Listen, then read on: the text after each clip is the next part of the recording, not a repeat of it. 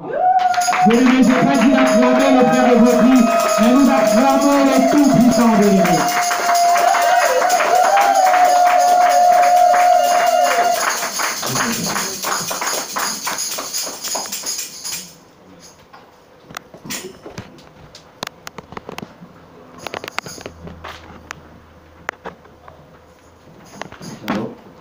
Ces cris. Gloire. D'enfants parler tous ces cris. Gloire. D'enfants parler tous ces cris. Gloire.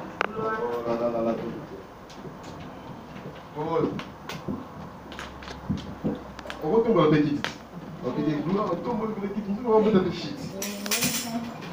C'est l'Afrique de Salamé, on a fait là, il y a 3e, on a monté ça, on a dit, oui, bien là.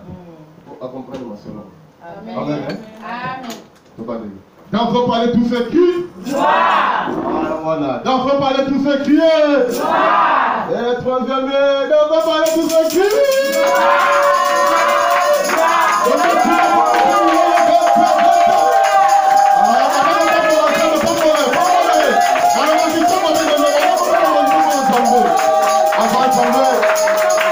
Merci, Père de gloire. Alléluia.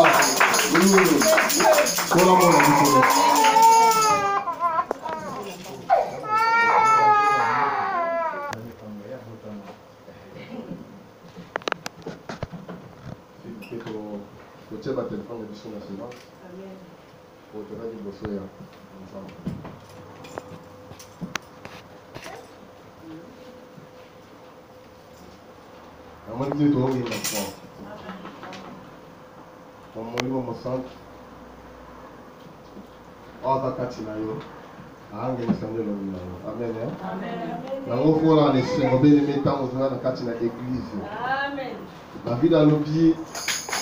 J'ai la joie quand on me dit allons dans la maison de l'Éternel. Quand on quitte ça pour nous, tant on se dit ah donc on dirait que pas comprendre pourquoi on a yo. Inga boye.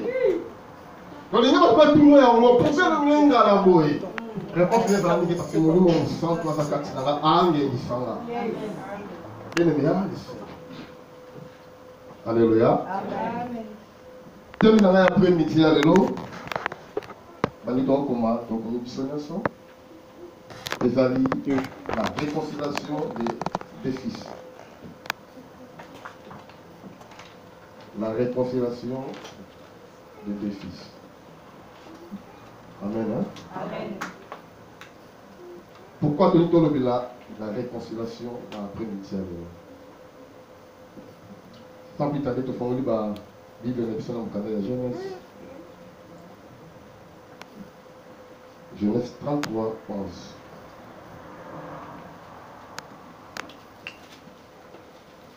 Et ça appartient au pied, maintenant on va laisser biblique et belé, c'est tout le temps. Et c'est un message évangile à l'après-midi à vélo, c'est la réconciliation des deux fils.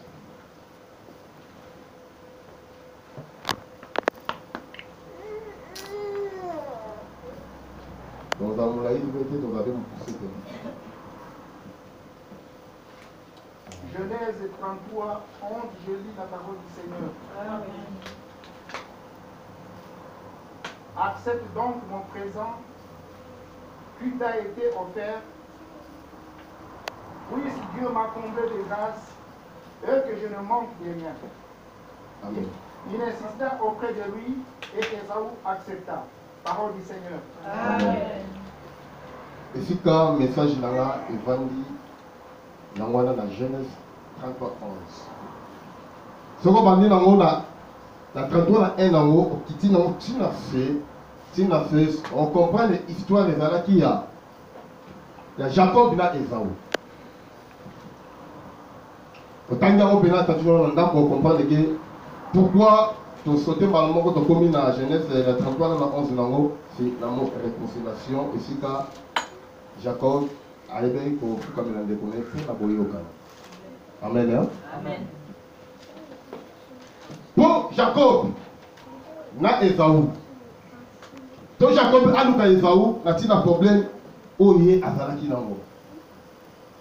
Je te fais poser une question, pourquoi j'ai des comobal alingaki réconcilier na ndeko na ye parce que mabe ezalaki po moto abi kose réconcilier na motu te soki likambo moko eza nango te netikala frère te otandisi na problème te nakose réconcilier non il est quand même pas donc motu azo se réconcilier s'il y a un problème. C'est on a dit histoire de la Genèse 25, notre autant de Bandab, Genèse 25, 31, 34. Et si quand Oyo, Jacob, a aidé Kobotola, frère est né naïe, droit de naissance. Les colons y a bien Kakolia, Esaou a été qui pour continuer. Parce que Azalaki Nanza. A dit qu'on livrait où les Azalaki droit d'aller attaquer les nez de la famille.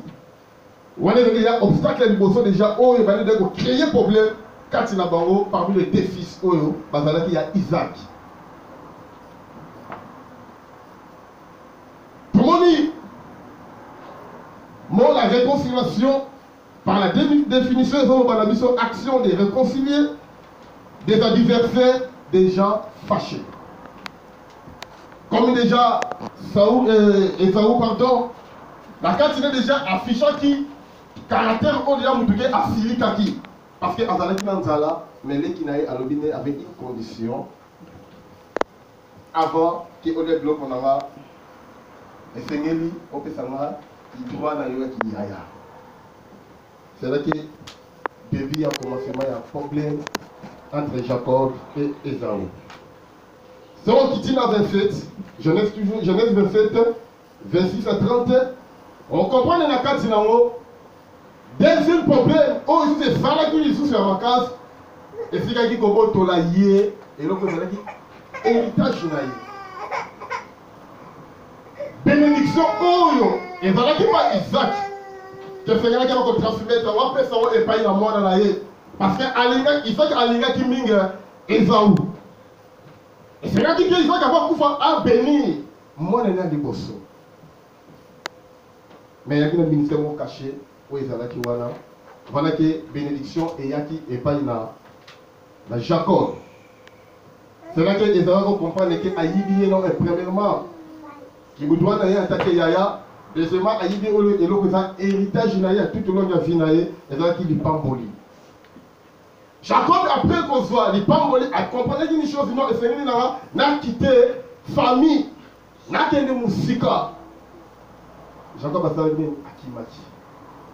C'est là que guerre est bandit. Et si quand il y en a qui voyagent au Laï, il y en a qui des années, n'importe il y en a qui essaient de trouver moi, Bassi Naye, et si il y en a qui famille Naye. Parce que tant qu'on a la Genèse 33, la haine en haut, on comprend que Jacob, et c'est là qui a quitté, et si il y en a qui faut à l'engagement pour tout être là, Esaou. Si papa le rend du côté de la mission, c'est très important pour continuer le message de la mission. La Genèse 32, 24 à 28. Dans l'idée de Ola Pena, na Boké Bignons.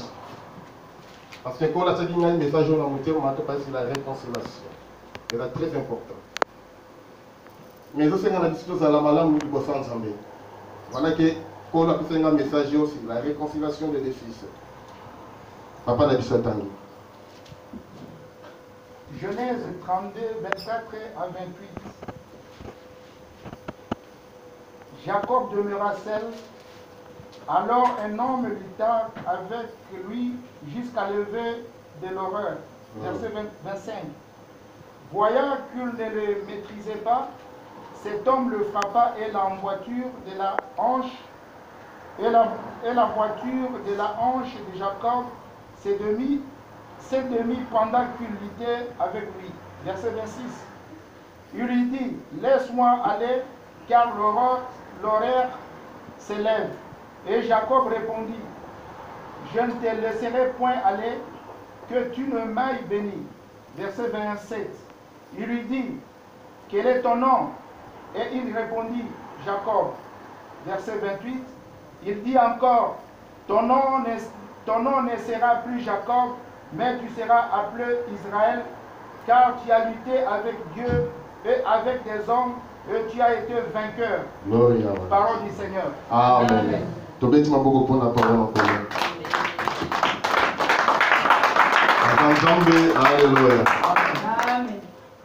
Kola zamala moningi. Amen. Et puis, si on a dit bien, vous comprenez comment que Jacob avait colité dans Zambé. Abongi fille du Botanaï, à nous tracé chemin là, mais et l'autre moment où ils avaient 4 naïs. Les balais pour déranger, moral du naïs. Pour aller dire homme de Dieu. À l'idée qu'on s'en va faire dans la vie naïs, ce qui y est, à faire réconcilier dans le naïs. Donc, à l'idée qu'à moment, on a les pamboli que au papa dans le bâti naïs.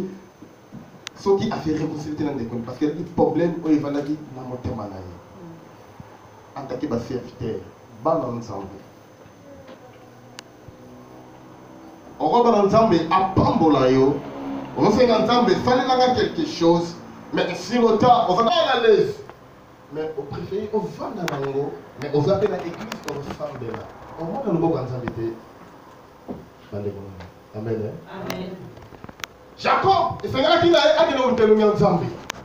Parce que la combo là, dans le l'action volée. Yango na bakombo eranda. Maintenant on pas Yesu. Enfin lui a changé yo. Maintenant on comprend que si comme on peut dans la Bible que Kolo né a changé comme mutu, que vient monter comme une nouvelle. Donc comme amen. Amen. Jacob Boutuma bimba alité dans Zambé. Mais fait des années qui dit que Kolo a pas molaye. Mais il comme on a tourné comme on a dit comme on a Jacob. Et donc, il faut qu'on privé dans le combo. Alors, on a mis la carte à combo. Parce qu'il y a un yipi. Ouais, il y a deux fois. Mais si il y a un grand frère qui a la réconciliation, ce qui est Zali, il y a aussi à côté haine et Vandi. Ce qui est Zali est tamboulaté. Là, on est tamboulaté. Le Seigneur m'a dit que ça n'a quelque part. Taou, on s'est réconcilié, voilà, on a commis Kimia. Amen. Amen. Jacob n'a pas Nzambe a changé comme on a dit à partir d'aujourd'hui, on va Israël. Comme on dit. Comme on va malam. Israël. Mais il y a un problème dans le continent, dans Achinaï, pardon. Dans Akiti, pour échanger. On dit qu'à finir les gens quitté. Jacob, comme on a échangé, Makamutu et Gongwanaki. Mais voilà ce que la Genèse 33, 11. Et c'est là, il y a un fou comme il a décollé. Il a présenté un cadeau pour la dire à ma deux pour y avoir qui décollé. Parce que nous avons dit qu'il a un candidat. Alors, on a dit que le problème était dans mon frère Dieu. Jamais on a dit que à Limbi Sanga, tout s'est réconcilié. Tout le monde s'est dit que mon robot. Tout le monde s'est dit que mon jamais. Maintenant, on a fait un ranking naïe.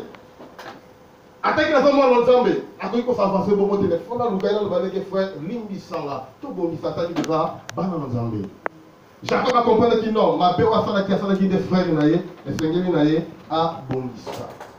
Voilà pourquoi la rencontre de Nabango, Jacob a fait présenter qui est pas à naïe. Voilà que l'après-midi à l'élo, la ligne a poussé moi l'ensemble. On va continuer à efficace. Même si on a la mission de là, il y a ligne. Si on a un problème, Luca, Mouninga, réconcilier la ligne. Et c'est très important. Si on a un numéro, on va dans des années. Et ça, obstacle, on va dans le monde s'embêter. On va dans le souci, on va dans le thème concernant les Comores, même si c'est en Afrique.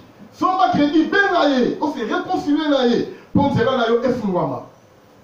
Pour lui parler de comme à peine. Parce qu'on va moins dans la musique, on change à qui. Jacob a changé à qui. Avec une intelligence. Jacob. Avec qui qu'on va cambier si on a vu là. Pour obstacle là dans la société avant le qui ne connaît à bon ici. Ne connaît pas qui n'a qui. Malgré tout ça continue l'histoire malgré Esaou à Boya qui même ici. À présent il y a Jacob. Mais Jacob avec insistance à déranger qui ne connaît non zoya en haut. Parce que aux hommes méritent en haut. Il y a mon père m'a fait l'unité à fou comme il ne connaît dans la Bible de madame. à ces milliers de bossans de Konaï, à ce Seigneur. Cher ami, il y a l'esprit à Osenga, pardon. Il y a l'esprit à Osenga, pardon. Attends qu'on soit ensemble.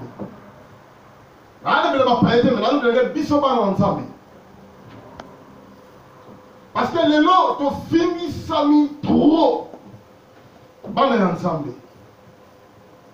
Dans le comportement de l'Abisso, dans le langage de l'Abisso bien aimé, tu finis trop.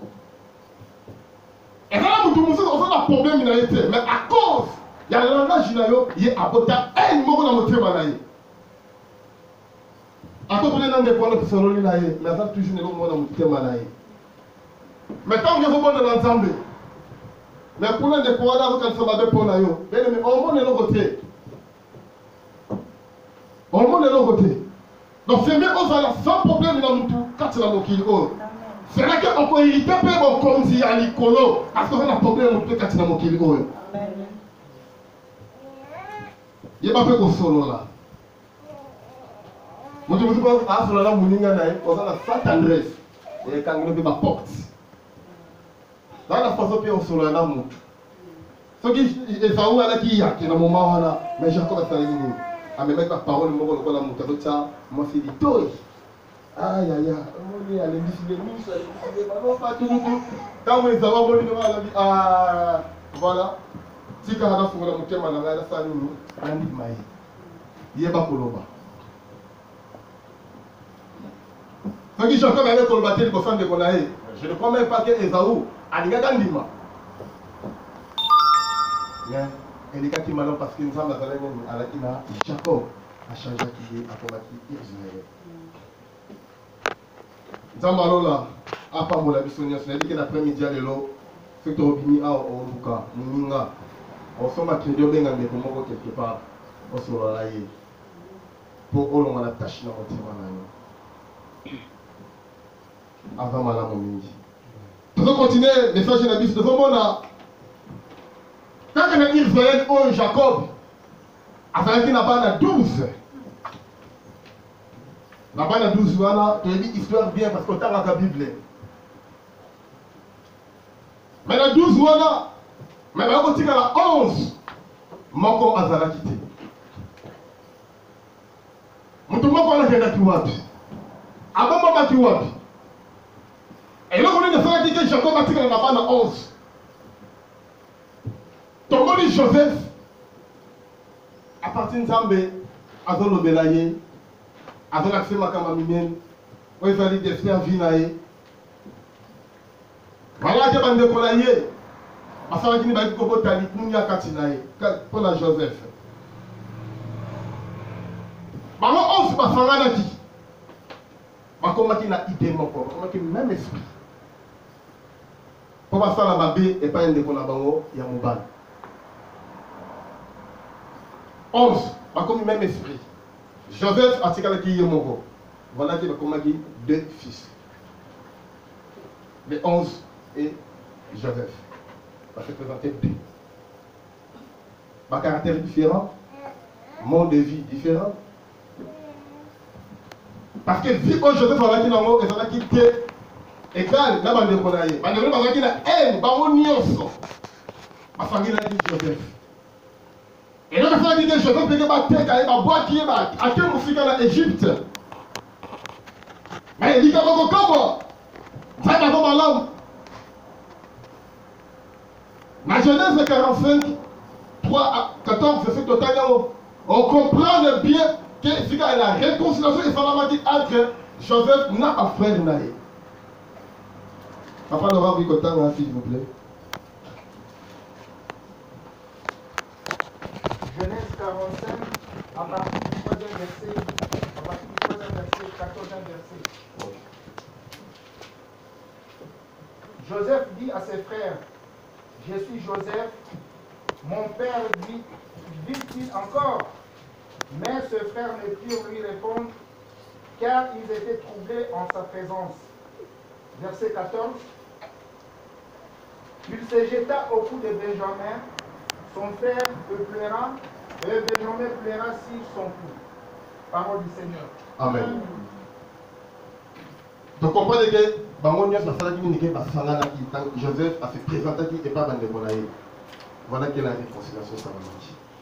Mais des années, quand Joseph a gagné qu'on va dans l'Égypte, à ce que tout le monde a abandonné. Donc tout le monde a dans la famille, mais à Botama qui n'a pas. Mais quand on a dans mon nuance, pas comme qui nous manque on a esprit.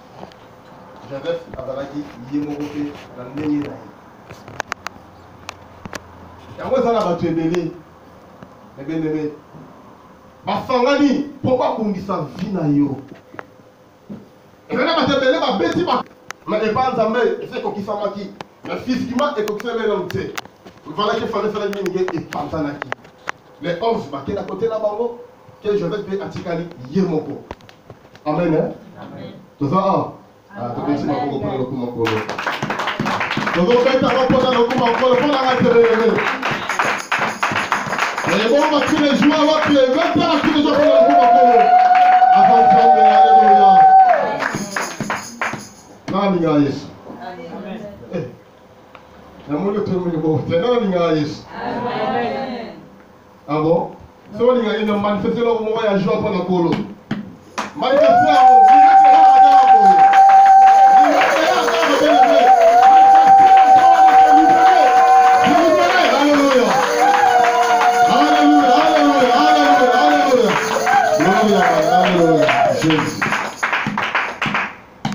famille et Kabonaki. À cause de la haine. À cause de la polémique. Famille ça ni panzani. Tala diable ya fani ni kambi ni putain mon kati na bango. Parce que quoi annoncer nouvelle et pas na papa na bango Israël. Ba bomi, ba déchirer, ba lier. Nous ogande. Ba tchake na bibu ngo na prison. Ya nganda ba fia Joseph. Ala ki innocent. Parce que elle a ba parcourir au pena. C'est du rouge et du qui a donc Makila na bomi na moko na Makila ba pakone na ba présenter ngo comment c'est Israël pour faire une attention. La rebo keba ba ko recevoir même si pas message. Tant on mudaye mais c'est un problème on va linga solo. L'émissaire là. Ce qui a mangé au péfi au molia. Au péfi au komela après le bina yeke beta solo on va là. Pour empêcher la nouvelle à Boyga au pays Malamoko Kéi. Comme on est le moins, il faut dire comme cadavre. Pour comme on est bunga kambang. On se va pour faire le comme ça ni n'est bunga dans 2 jours. Et comme on est bien. Et moi ça là qui wana. Mais la personne qui faut dire ça là il y a là il faut. Là on va là on m'quitte. On va là comme. Amen. Ça va dans Malamomi. Tout le monde qui famille et Kabana qui mais quand on est là, et comme on dit dans Israël, c'est un peuple va s'approcher de Joseph, va dans l'Égypte. Et si la réconciliation est dit comme ça là-bas, la famille est dit au Cameroun, ils ont gagné. Ceux qui ont la famille, ils ont attaqué le monde ensemble. Mon lit, mon zami, ça cache là. Mon lit, mon banté. Mais ça, mon lit, mon famille, il y a pour ça. C'est pas dans ça. Tout ça là pour le sens. Amen. Amen. Bavanda qui va soroli, va lier, famille et zongi, les va salaki. La réconciliation est ça. Réconciliation c'est ma bénédiction quand il a vie à battre. Réconciliation c'est même ma liberté quand il a vie à battre. Mon tout a fait réconcilier là mon ninga moko. Que l'eau qui se manifeste par lui c'est ça amour. Ici. Ce qui peut me faire qui permet à la famille à brancher parce qu'on s'est réconcilié là. Avec mon frère, malgré tout, on a dit la barantine, mais on va dire qu'on a ici au bon, ici, le passé, c'est le passé. Mais maintenant, dans la vie, madame, on va jouer comme moi qui me sale. Parce que les familles qui est pour là, ma porte. Ce qui je pense à l'Égypte, il y a des qu'on a épée, il y a mais c'est un qui est Joseph, ah ça là. Malgré tout là, moi c'est qui Katina Bango. Malgré tout ma belle, même si ma façon liée ma belle, on y a pas toi là, Joseph a une qui va de qu'on a été. malgré bakabwanaki na nzoto bakabwanaki na esprit mais atake azalaki mosala nzambe akakindolaki kotika bango boye te esenge tozonga eloko moko aza nzambe. Alléluia. Alléluia, alléluia, alléluia. Papa nous va faire une émission dans 1 Corinthiens 5, 18, 20.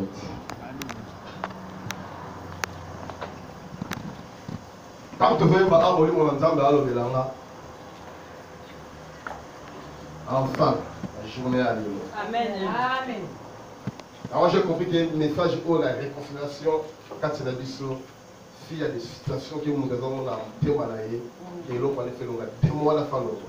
Il faut acquitter finalement. Papa,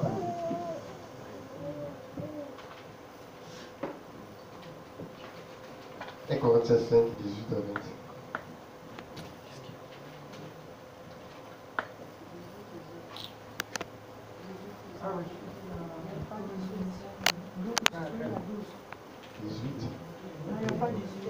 Pardonnez pour être fait. Oui, pardon. 18 à 20.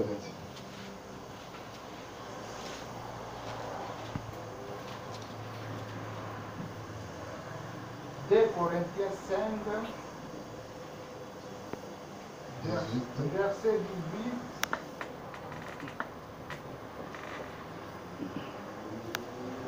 Deux Corinthiens 5, verset 18 à 20.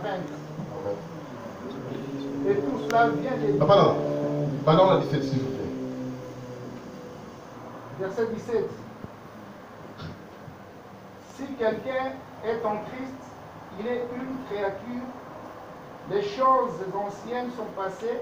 Voici toutes choses sont devenues nouvelles. Non, papa, non. Tu comprends l'émission, sinon? Oui.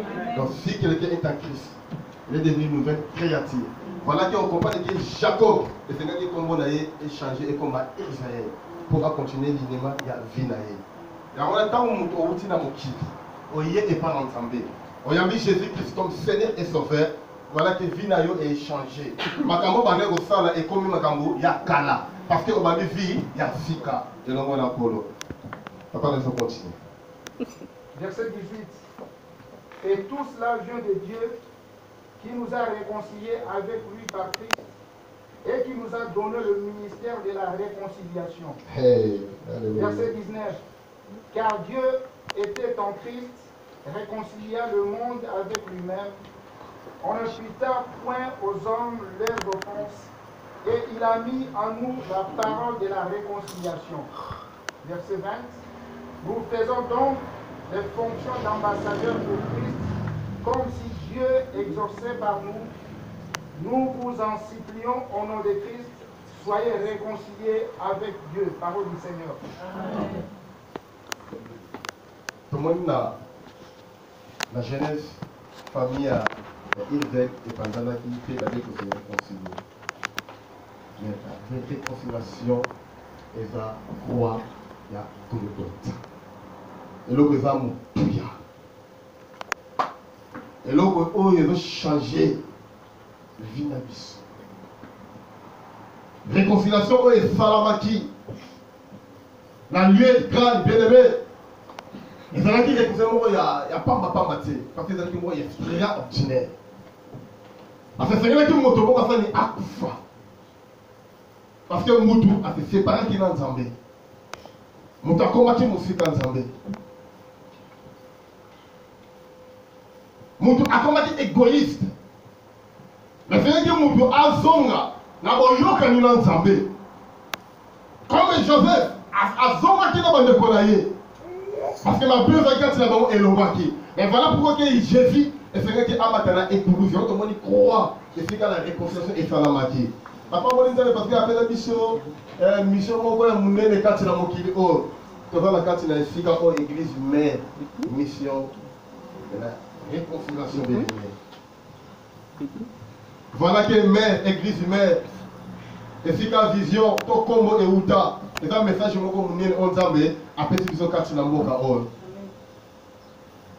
Mais pour faire Jésus et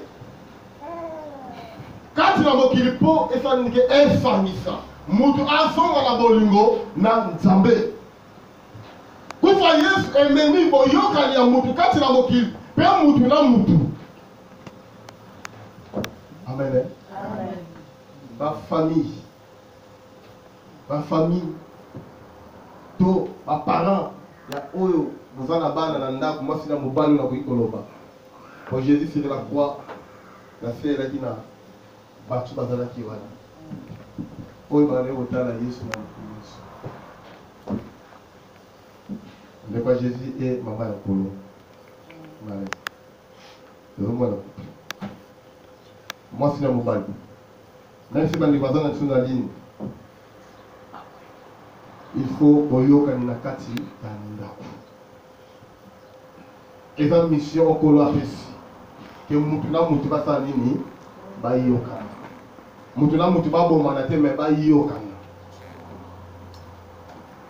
donc mutu asala nini azonga epa na nzambe yango wana babali to mwasi na mobali bozala baparti pati ataki boza bakritike bana nzambe guerre ezala kati na bino te na kati ya ndako parce que ntango boza na haine boyokani eza te na kati na ndako division eza kati na libota na yo na foyer na yo bozalona ne semence moko kino na bana na bino sans le savoir racine wana ekita mais tokomona na 2 Corinthiens que Jésus kufa na ye esali ke mutu ayokana na nzambe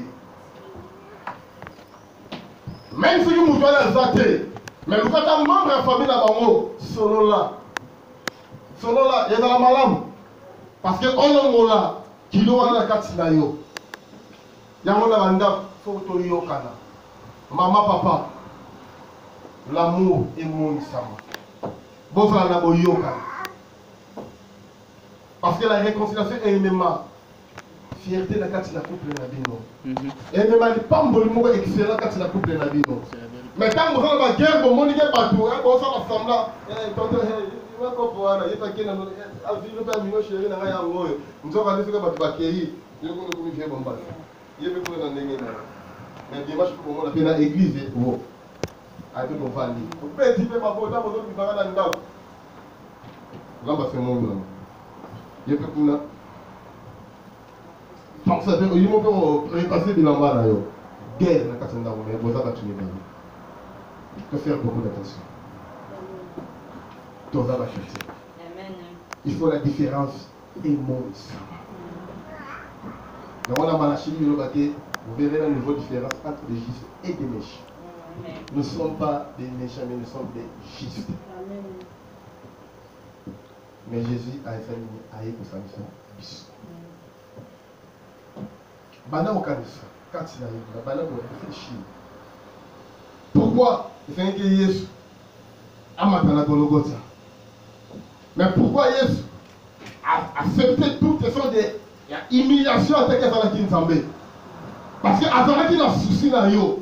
Parce que ma belle oyo to salaki. Avec une non avec kotika bato babunga te. Jacob a dit que non, il a dit que frère dans la volonté, il faut dans le cahier. Pour tout bon ça. Voilà que yes, tu vas mettre feu dans ma communion, et faire des matériels écolo, un matériel écolo, pour abolir ça. Moutou na moutou. Banana ban. Ah yes, ça va la mouille. Yes, ça va la mouille. La belle aimée. Pourtant, la Yesu kati na vie na yo. Alors, nous l'avons. Et même alors, respect. On comprend les dégâts de la milliard, bah, tout ça, moi, on me respecter au matin. Pourquoi? Et c'est tout dans le voilà, c'est pourquoi. On va dire qu'il y a aux amis. Pour ma maman, na yo, nenge, bande malati, malati, ni mo boy, mais pourquoi il m'a t'envoyé? Tu vas ensemble là. Parce que les gens ont la Yesu. Présence na yo, Et ça va dire que tu vas solo là. Alors je vais voir la famille dans l'année qui n'a pas de Ami Kolo la carte famille on a été à Bengi. Moi, t'as le problème des affaires. Tout ça, non, les Benga,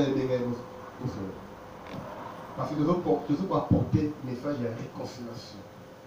Parce que nous avons dit Yesu Katina.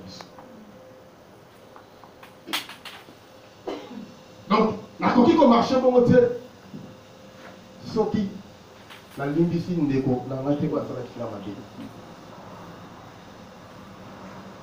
Okoza na nyos, na mboka oyo, okoza na oyo. Mais si on s'est réconcilié, et là au moins changer de la vie. On gagne là, si on a un milliard, tout. Mais si on a un problème à battre, on s'est réconcilié, et là au moins, on a un moins. Nous n'avons pas un moins. A ton bonheur, nous sommes famille pour la battre. Quand on a dit que nous avons biki, mais quand il a yondé, quand on a mon amour, il y a pour réconcilier. Jésus a tiré du photo de Jésus. Église mère, c'est ça qui est mis sur le monde bien-aimé. Tout ça quand il a aussi pour la rankinité. Tout ça quand il a aussi pour la moquérité. Mais tout ça là pour toi apporter lumière, il dit banda batu pas indiquer base à la boyokani. Tout ça là pour même ma solution et pas il a couple et pas il a tout mon sous.